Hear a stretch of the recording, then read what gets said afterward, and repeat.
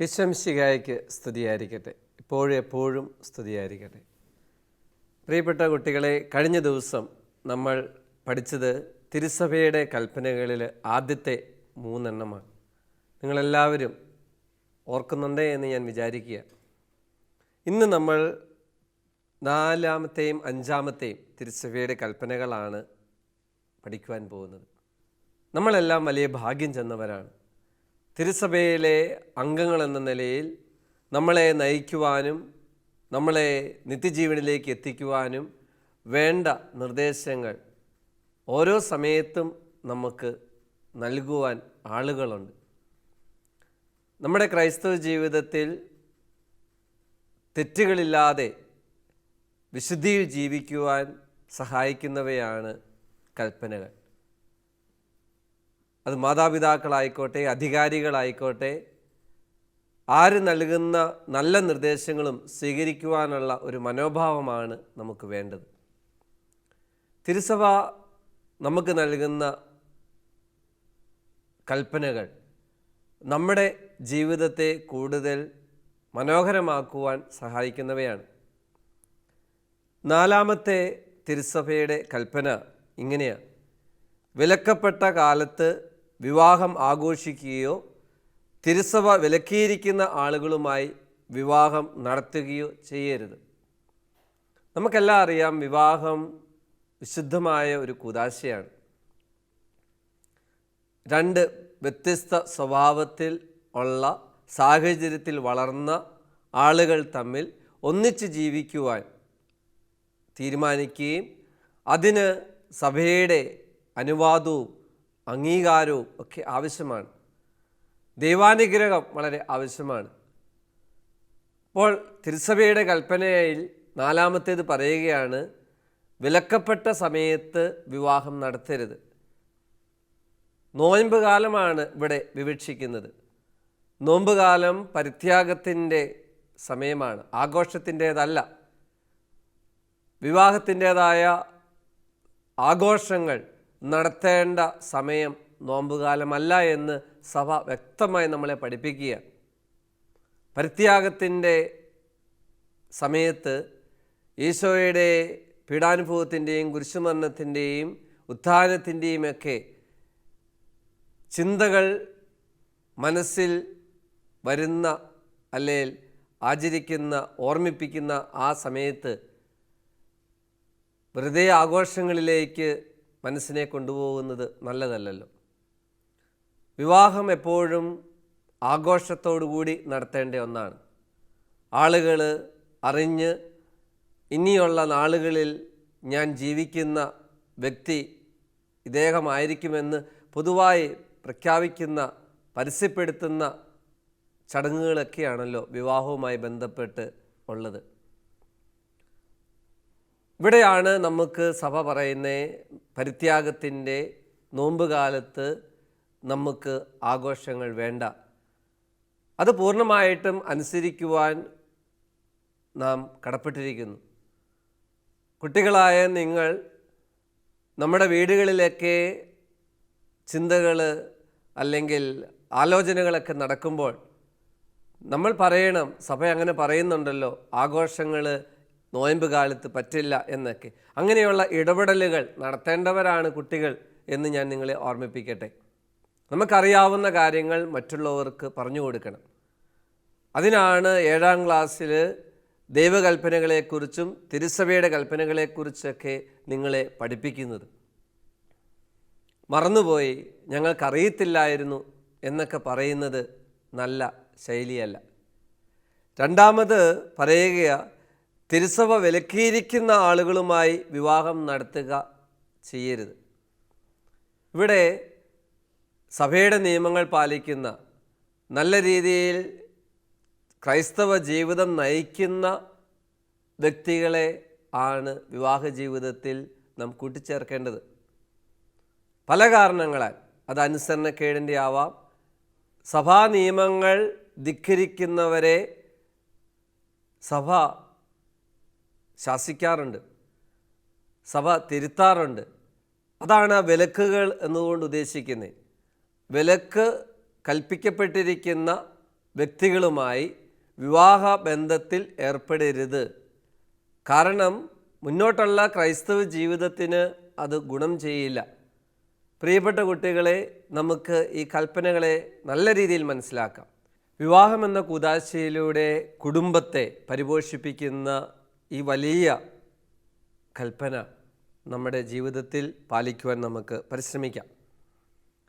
5-ാമത്തെ തിരുസഭയുടെ കൽപ്പനയാണ് ദൈവാലയത്തിനും ദൈവ ശുശ്രൂഷകർക്കും വൈദിക മേലധ്യക്ഷൻ നിശ്ചയിച്ചിട്ടുള്ള പദവാരവും മറ്റു ഓഹരികളും കൊടുക്കണം.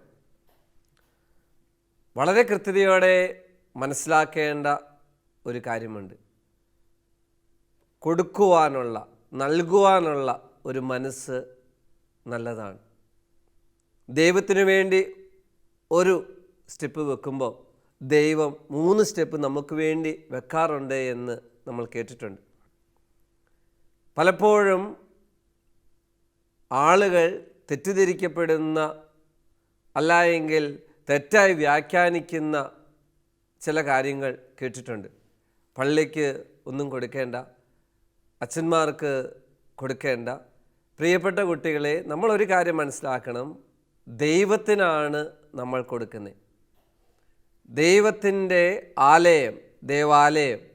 ആ ദേവാലയത്തിൽ ഇടവക സമൂഹം ഒന്നു ചേർന്ന് പ്രാർത്ഥിക്കുന്നതിനും മറ്റ് കാര്യങ്ങൾ ചെയ്യുന്നതിനും ഒത്തുകൂടുന്നതിനുമൊക്കെയുള്ള ഇടമാണ് ദേവാലയം. ആ ദേവാലയം നിർമ്മിക്കുന്നതിനുള്ള ചെലവ് അല്ലെങ്കിൽ മറ്റു കാര്യങ്ങൾ ചെയ്യുക ആ ഇടവക ജനത്തിൻ്റെ ഉത്തരവാദിത്തമാണ്. ദൈവത്തിനു വേണ്ടി നമ്മൾ നൽകുക. പലതരത്തിലുള്ള സാമ്പത്തികമായ ചെലവുകളുണ്ട്. അത് വൈദ്യുതിയുടെ ചിലവാവാം, മറ്റ് സൗകര്യങ്ങൾ ഒരുക്കുന്നതിലെ ചിലവാവാം. അതിനുവേണ്ടിയൊക്കെയുള്ള നമ്മുടെ ചില ചെറിയ ഒരു കോൺട്രിബ്യൂഷൻ, സംഭാവന എന്ന രീതിയിൽ നമ്മൾ അതിനെ എടുത്താൽ മതി. 2-ാമത്തെ കാര്യം, നമ്മുടെ ഇടവകയിലെ അല്ലെങ്കിൽ നമ്മുടെ ദേവാലയത്തിലെ ആളുകൾക്ക് നല്ല രീതിയിൽ ജീവിക്കുവാനുള്ള സൗകര്യങ്ങൾ ഒരുക്കുന്നതിന് വേണ്ടി പരസ്പരമുള്ള സഹായം, പരസ്പരമുള്ള സാമ്പത്തിക സഹായം ഇതൊക്കെ നൽകുന്നതും നല്ലതാണ്. വൈദിക മേലധ്യക്ഷൻ നിശ്ചയിച്ചിട്ടുള്ള പദവാരം. ഓരോരുത്തരും അവരവരുടെ കഴിവിൻ്റെ ഒരു നിശ്ചിത വരുമാനം അവരവരുടെ ഇടവക ദേവാലയത്തിന്, സഭയുടെ പ്രവർത്തനങ്ങൾക്ക് നൽകണം എന്ന ഓർമ്മപ്പെടുത്തലാണ് ഈ തിരുസഭയുടെ കൽപ്പനകൾ നമ്മുടെ മുന്നിൽ വച്ചിരിക്കുന്നത്. ഇവിടെ വലിയ ഒരു മനോഭാവത്തിൻ്റെ തലം കൂടിയുണ്ട്. നമ്മൾ എന്ത് നൽകുന്നു, നൽകുന്നതിൻ്റെ 100 ഇരട്ടി നമുക്ക് ലഭിക്കുമെന്നുള്ളത് നല്ല അനുഭവമാണ്. പ്രിയപ്പെട്ട കുട്ടികളെ, നിങ്ങൾ വളർന്ന് വലുതായി ജോലിയൊക്കെ കിട്ടിക്കഴിയുമ്പോൾ ആ കിട്ടുന്ന ശമ്പളത്തിൻ്റെ ഒരു വീതം ദൈവത്തിന് കൊടുക്കുമ്പോഴാണ് ദൈവാനുഗ്രഹം നമുക്കുണ്ടാവുന്നത്. അത് പലതരത്തിലാണ് ഇടവകയിൽ ഉപയോഗിക്കുന്നത്. സാധുജനങ്ങളെ സഹായിക്കാൻ, മറ്റ് പല ചാരിറ്റി വർക്കുകൾ ചെയ്യുവാൻ വേണ്ടി എല്ലാം.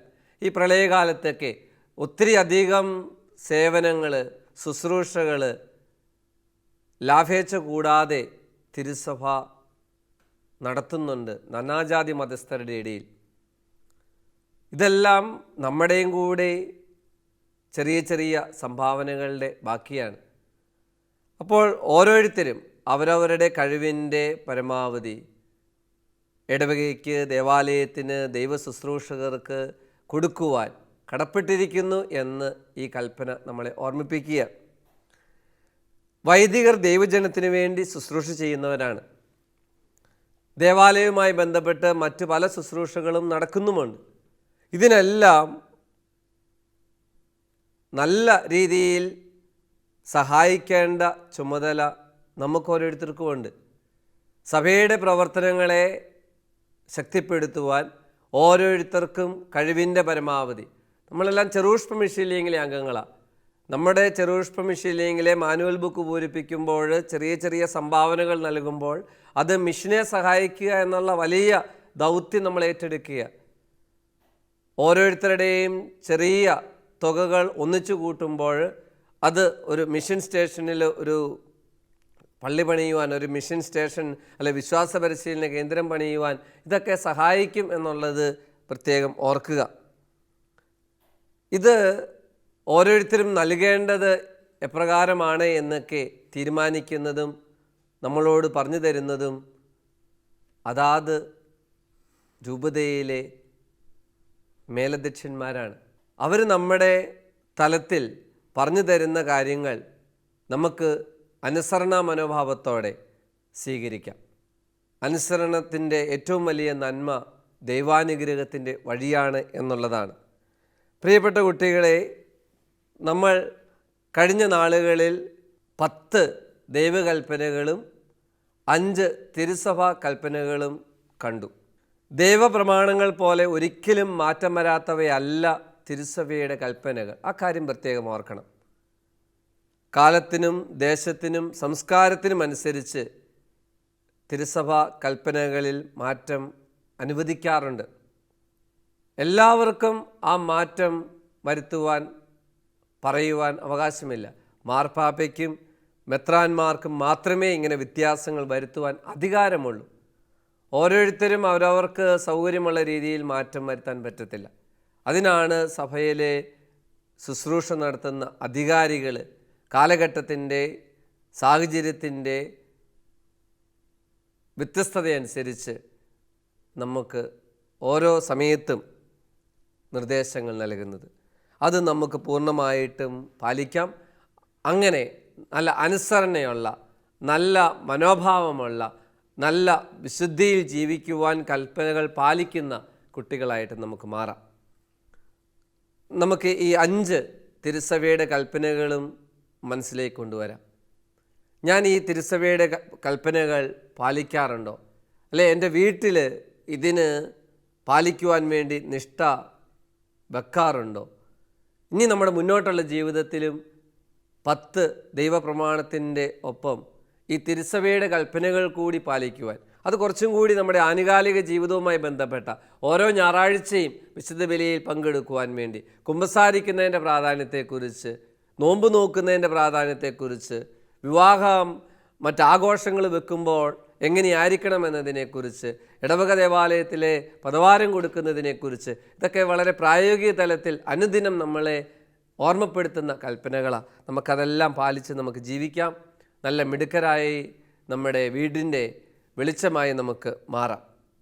നമുക്ക് പ്രാർത്ഥിക്കാം. എല്ലാവരും കണ്ണുകളടച്ച് കൈകൂപ്പി ഈശോ നൽകിയ കൽപ്പനകൾ ഹൃദയത്തിൽ സംഗ്രഹിച്ച് തിരുസഭയുടെ കൽപ്പനകൾ പൂർണ്ണമായും പാലിക്കാമെന്ന തീരുമാനത്തോടു കൂടി നമുക്ക് പ്രാർത്ഥിക്കാം.